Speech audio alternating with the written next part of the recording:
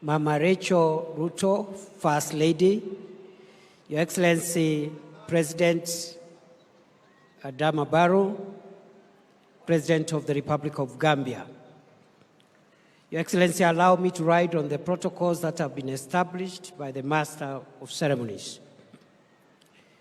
Your Excellency, allow me to make 2 remarks before I invite you. The first is to join other Kenyans in reflecting on why we are here today.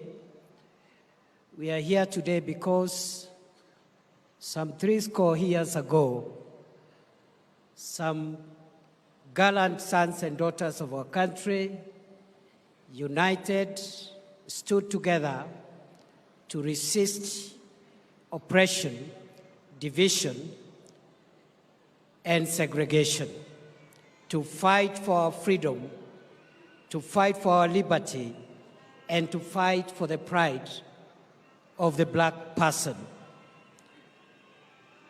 And because we are standing here today because of the sacrifices of people who are not necessarily here today, we owe them the debt of gratitude of making sure that we sustain this country and fight for its unity and project the values for which our forefathers stood for, even as we also owe our children and the generations to come the debt of making sure that we transfer this country to them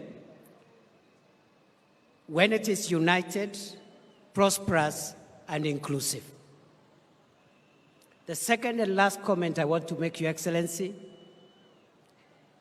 is that as you lead us in the transformation and progress of our country at this moment, we applaud you for realizing that Kenya's progress will be faster if the country is united.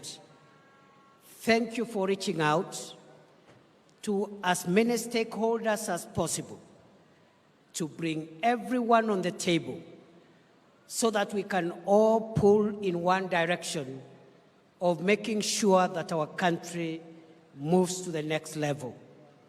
We applaud you for reaching out to the former Prime Minister for the establishment of the broad-based government, and we thank you for reaching out to the former President, Uhuru Kenyatta, and making sure that going forward, all of us, every stakeholder, is on the table as we decide the destiny of our country and as we lift the weights that we must lift in honor of the previous generation and also in honor of the generations to come.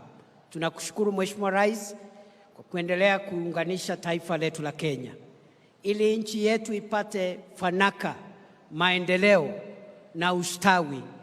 Ni lazima sisi zote, mirengo mbalimbali ya siasa, dini mbalimbali, makabila mbalimbali, watu wote wa siasa, makanisa, mashirika yasiyokuwa ya serikali, vijana, wazee, akina mama na watoto, lazima tusukume gurudumu la taifa la Kenya tukiwa na umoja. Thank you, Mr. President, for spearheading the unity of our country. Today is not a day for me to make a speech. It's the day to listen to you, Your Excellency, as you address us as a nation on this very important occasion. I now want, therefore, to request that we be upstanding so that we can listen to the address of His Excellency, the President. Wapi shangwe na vigelegele. Karibu Mheshimiwa Rais. Thank you, Mr. President. You're welcome. Asante sana. Tafadhali tunaweza kuketi chini. Asanteni sana.